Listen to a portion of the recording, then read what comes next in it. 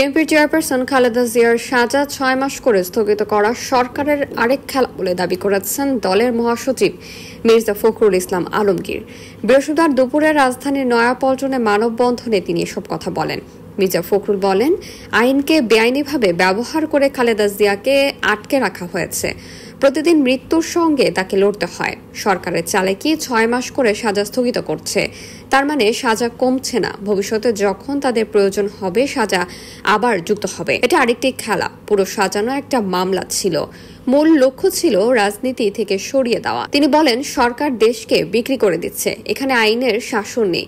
বেআইনিভাবে দখল করা ক্ষমতাকে দীর্ঘায়িত করার লক্ষ্য। খালেদা জিয়া ও গণতন্ত্র সমর্থক ও এক। খালেদা জিয়াকে মুক্ত করতে পারলে গণতন্ত্রকে মুক্ত করা হবে। গণতন্ত্রকে মুক্ত করতে পারলে খালেদা জিয়াকে মুক্ত করা হবে। বিএনপি মহাসচিব বলেন, বাংলাদেশের অস্তিত্ব বিপন্ন হয়ে পড়েছে। সরকার আত্মরক্ষার্থে যেসব কথা বলছে তাতে জনগণকে বিভ্রান্ত করা যাবে না। আমরা ক্ষমতায় যেতে চাই না। অবাধ নিরপেক্ষ নির্বাচন চাই।